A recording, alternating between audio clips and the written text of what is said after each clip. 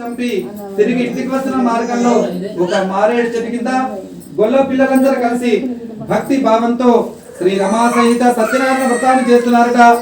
అలా గొల్ల పిల్లలందరూ కలిసి భక్తి భావంతో సత్యనారాయణ దేవుడి వ్రతాన్ని చేస్తుంటే ఆ రాజుగారు కనీసం దేవుడి వైపు చూడకుండా దేవుడికి రెండు చేతులు జోడించి నమస్కారం కూడా తెలియజేయకుండా తన రాజ్యానికి వెళ్ళిపోయాట. తర్వాత గొల్ల పిల్లలందరూ కలిసి సామూహికంగా వెళ్లి పవిత్రమైన శ్రీ రమా సహిత సత్యనారాయణ దేవుడి తీర్థ ప్రసాదాలు తీసుకువెళ్లి రాజుగారికి అప్పచెప్పారట. కానీ ఆ రాజుగారు మాత్రం ఈ గొల్లల దేవుడి తీర్థం నాకెందుకు, ఈ గొల్లల దేవుడి ప్రసాదం నాకెందుకు, ఇది నాకు పట్టనే పట్టదని చెప్పి నిలపారేసి తన రాజ్యానికి వెళ్ళిపోయాట. అందుచేత రాజుగారి యొక్క 100 కుమారులు చనిపోయారట. సకల సంపదలు హరించుకుపోయాట. తన రాజ్యాన్ని కూడా పోగొట్టుకున్నట. ఇదంతా చూసి రాజు తనలో తాను ఈ విధంగా అనుకుంటున్నట, ఆహా గొల్లలు ఇచ్చారని చెప్పి నీచంగా భావించి సత్యనారాయణ దేవుడి ప్రసాదాన్ని తినకుండా పారేశాను కదా, అందుకే నాకు ఈ విధానమైన స్థితులు గతులు కలుగుతున్నాయని ఆలోచించుకొని వెంటనే గొల్లల చెందకపోయి మారేడు చెట్టు కింద కూర్చోండి వాళ్ళు చెప్పినట్టుగా సత్యనారాయణ వ్రతాన్ని చేసి ఎవరినైతే నోటితో ధిక్కరించాడో అదే గొల్లల చేతుల మీదుగా తీర్థ ప్రసాదాలు స్వీకరించి భగవంతుడు ముందుకు వచ్చి క్షమించమని వేడుకున్నట్ట. ఎప్పుడైతే ఆ రాజుగారు చేసిన తప్పు తెలుసుకొని భగవంతుడికి ముందు వచ్చి క్షమించమని వేడుకున్నాడో నాటి రోజు నుండి రాజుగారికి ఉన్న శిక్షలు తగ్గి బ్రతుకున్నంతకాలం సుఖంగా గొప్ప చక్రవర్తిగా పేరు తెచ్చుకొని చివరికి స్వర్గాన్ని పొందాట. మహాప్రభామిని వ్రతాన్ని ఎవరైతే భక్తి శ్రద్ధలతో ఆచరిస్తారో, ఎవరైతే ఈ కథను భక్తితో వింటారో వాళ్ళు ధనవంతులు అవుతారని, బంధనం ఉన్న వారికి విముక్తి పొందుతారని, భయం ఉన్న వాళ్ళకు భయం తొలుగుతుందని, కష్టాలు ఉన్న వాళ్ళకు కష్టాలు తొలుగుతాయని, ఏ కోరిక ఉన్న వాళ్ళకి ఆ కోరిక తీరుతుందని కూడా చెప్తున్నాడు.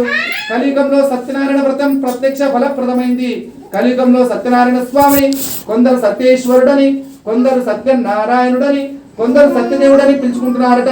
సనాతులైన శ్రీహరి ఏ కోరిక పిలిచినా పలుకుతూ భక్తులకున్న కష్టాలను వింటూ ఆ కష్టాలు తొలగించి ప్రతి ఒక్కరికి సుఖవంతమైన జీవితాన్ని ప్రాప్తింపజేస్తున్నట్ట.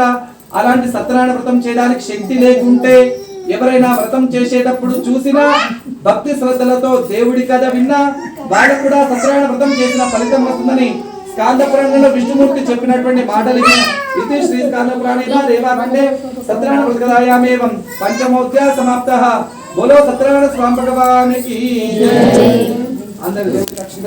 నగరం ప్రతి పిదపా షావుకారులు త్రోవలో తీర్థయాత్రలు చేస్తూ బ్రాహ్మణులందరికీ రకరకాలైన దానాలు ధర్మాలు చేస్తూ తమ నగరాన్ని ఒడ్డుకై బయలుదేరుతున్నారట. వారు సముద్రంలో ఆ విధంగా కొంత దూరం ప్రయాణం చేసిన తర్వాత శ్రీ రమా సహిత సత్యనారాయణ స్వామి ఈ షావుకారుల బుద్ధి మారిందా లేదా అని తెలుసుకోవడానికి ఒక సన్యాసి రూపాన్ని వేసుకొని షావుకారుల దగ్గరకు వచ్చి ఈ విధంగా అడుగుతున్నట్ట, అయ్యా షావుకారులారా మీ పడవలో ఉన్న సామాన్లు ఏమిటయ్యా అంటూ ప్రశ్నించగానే ఆ మాటలు విన్న షావుకారులు ఇద్దరు ధన గర్వంతో ఉన్నవారు కావున పరిహాసంగా నవ్వుచు, ఓ సన్యాసి మా పడవలో ఏముంటే నీకెందుకయ్యా, మా పడవలో ఉన్నటువంటి డబ్బులు మొత్తం దొంగతనం చేద్దామని ఆశపడుతున్నావా, అబ్బే నువ్వు ఆశపడ్డట్టు మా పడవలో డబ్బులేమీ లేవయ్యా, మా పడవలో ఆకులము తప్ప మరి ఏమీ లేవయ్యా అని బదులు చెప్పారట. ఆ సన్యాసి అది విని అట్లాగుగాక తథాస్తు అని శాపం పెట్టి కొంత దూరంపై ఒకనొక చెట్టు కింద కూర్చున్నట్ట. పిదపా షావుకారి నిత్య కృత్యాలు నెరవేర్చుకొని పడవలో పిలిచి ఒకసారి తెల్లబోయాట. బరువుతో ఉన్న పడవ గిట్ల పైకి తెలుతున్న ఆశ్చర్యపోయాట. సంచులన్నీ విప్పి చూస్తే డబ్బుతో ఉన్న సంచులకు బదులు ఆకులు అలములు రాళ్ళు గవ్వలు కనపడటం చూసి షావుకారి మూర్చిని పడిపోయాట. అలా మూర్చిని పడిపోయినటువంటి మామగారిని అల్లుడు గారు లేపి ఈ విధంగా అంటున్నట, ఏడ్చుట వలన ప్రయోజనం ఏమున్నది మామ, పవిత్రమైన సన్యాసిని దగ్గరకు వచ్చి అయ్యా మీ పడవలో సామాన్లు ఏమున్నాయని చెప్పి నోరు తెరిచి అడిగితే నీ నోటికి వచ్చినంత అబద్ధం చెప్పావు, అందుకే మన డబ్బులు కూడా ఆకుల్లాగా మారిపోయినాయి మామ, ఏమి చేసినా సన్యాసే చేయాలి గనక ఆయన వద్దకు వెళ్ళి ఆయన పాదాలు పట్టుకుంటే మంచి జరుగుతుంది మామ అంటూ చెప్పగానే అల్లుడు గారు మాటలు విన్న మామగారు పరుగు పరుగున సన్యాసి దగ్గరికి పోయి సాష్టాంగ నమస్కారం చేసి, అయ్యా మహాత్మాని అజ్ఞానుడను, అయ్యా మహాత్మాని అవివేకిని, అజ్ఞానం అనే అంధకారంలో మాట్లాడిన మాటలివి, ఈ తప్పులు క్షమించండి, ఇటువంటి తప్పులు నేను ఎప్పుడు చేయను, మహాప్రభో రక్షించండి అంటూ వేడుకనగానే అందులో స్వామివారు సంతోషపరుడై అతడి డబ్బు అతడికి ఉండేటట్టు ఆశీర్వదించి అక్కడక్కడే మాయమై వెళ్ళిపోయాట. తర్వాత షావుకారి పడవెక్కి చూడగానే ఇదంతా భగవంతుని సత్యమే అని చెప్పి తెలుసుకొని తన డబ్బు దొరికినందుకు ఇదంతా భగవంతుని సత్యమే అని చెప్పి తలుచుకొని నమస్కారం చేసి తన నగరాన్ని కూడా బయలుదేరుతున్నారట. వారు సముద్రంలో విధంగా కొంత దూరం ప్రయాణం చేసిన తర్వాత మామగారు అల్లుడితో ఈ విధంగా అంటున్నారట, అల్లుడా చాలా రోజుల తర్వాత మనం ఇంటికి చేరుకోబోతున్నాం, మనం వస్తున్నామన్న విషయం తెలియాలంటే ఒక దూతను పంపిస్తున్నామయ్యా అని దూతను పంపాట.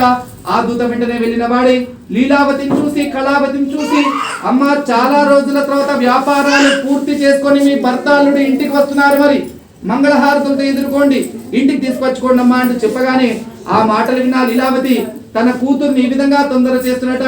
అమ్మాయి, నువ్వు వీలైనంత వరకు త్వరగా సత్యనారాయణ వ్రతాన్ని పూర్తి చేసుకుని రా అమ్మా, నేను వెంటనే మీ నాన్నగారి దగ్గరికి అల్లుడు గారి దగ్గరికి బయలుదేరి వెళ్ళిపోతున్నాను అమ్మ చెప్పి సమాధానం చెప్పి బయలుదేరి వెళ్ళిపోయిందట.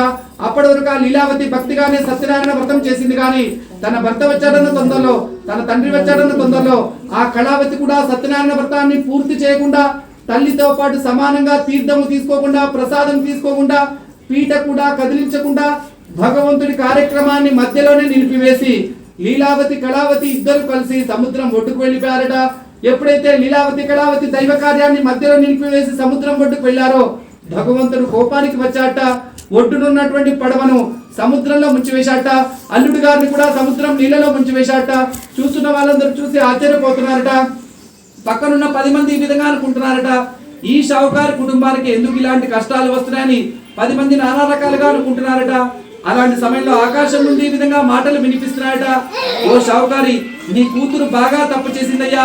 ఇప్పటి వరకు నీ కూతురు దేవుడు ముందు కూర్చొని భక్తిగానే సత్యనారాయణ పూజ చేసింది, కానీ తన భర్త వచ్చాడన్న తొందరలో, తన తండ్రి వచ్చాడన్న తొందరలో భర్తను తండ్రిని చూద్దామన్నటువంటి ఆరాటంలో నా తీర్థం తీసుకోవడం మర్చిపోయిందయ్యా, నా ప్రసాదం తీసుకోవడం మర్చిపోయిందయ్యా, దేవుడి పీటను కదిలించడం మర్చిపోయిందయ్యా, దైవ కార్యం సంపూర్ణం చేయడం మర్చిపోయిందయ్యా, అందుకే ఆమెకి శాపమైందయ్యా అంటూ చెప్పగానే ఆకాశం నుండి వినపడిన మాటలు వెంటనే కళావతి విన్నదై పరుగు పరుగున ఇంటికి పోయి స్వామివారి ముందర కూర్చొని భగవంతుడా తప్పైంది క్షమించమని 2 చేతులు జోడించి నమస్కారం చేసి సత్యనారాయణ వ్రతాన్ని సంపూర్ణంగా పూర్తి చేసి వ్రతం పూర్తయిన తర్వాత దేవుడి తీర్థము ప్రసాదము తీసుకొని పీట కూడా కదిలించి కొంతసేపు స్వామి దగ్గర నామస్మరణ చేసుకుంటూ గడిపి ఆ తర్వాత సముద్రం ఒడ్డుకు వచ్చిందట. అలా సముద్రం ఒడ్డుకు వచ్చిన కొద్దిసేపటికే మునిగిపోయిన భర్త క్షేమంగా ఒడ్డుకు చేరుకున్నట్ట. ఇది చూసి అందరూ చాలా ఆనందించారట. అప్పుడు ఆ కళావతి తన తండ్రితో ఈ విధంగా అంటున్నాట, తండ్రి ఇప్పటికైనా సత్యనారాయణ వ్రతం చేద్దాం రావయ్యా, భగవంతుడికి ఇచ్చిన మాట నిలబెట్టుకుందాం రావయ్యా అంటారుగానే ముందుగా షావుకారి సముద్రం ఒడ్డున సత్యనారాయణ వ్రతాన్ని చేసి తర్వాత సుఖంగా ఇంటికి చేరుకొని ఆ షావుకారి బ్రతుకున్నంత కాలం ప్రతి పున్నమి నాడు ప్రతి ఏకాదశి నాడు సత్యనారాయణ వ్రతాలు చేస్తూ ఆ షావుకారి పిసినారితనాన్ని పక్కకు పెట్టి సంపాదించిన సంపాదనలో 30 మందం దానాలు ధర్మాలు చేస్తూ ఒక దానకర్తగా ధర్మకర్తగా పేరు తెచ్చుకొని చివరికి స్వర్గాన్ని పొందాట. ఇది శ్రీ స్కాంద ప్రాణిన రేవాకండే సత్యనారాయణ వ్రతాయామేవం చతుర్థోధ్యాయ సమాప్తః. బోలో సత్యనారాయణ స్వామి భగవానికి జై. ఉండేవాడు, అతడు తినడానికి తిండి లేక ఇంటింటికి తిరిగి వీధి వీధి తిరిగి బిచ్చమెత్తుకుంటూ బతుకుతున్నాడు.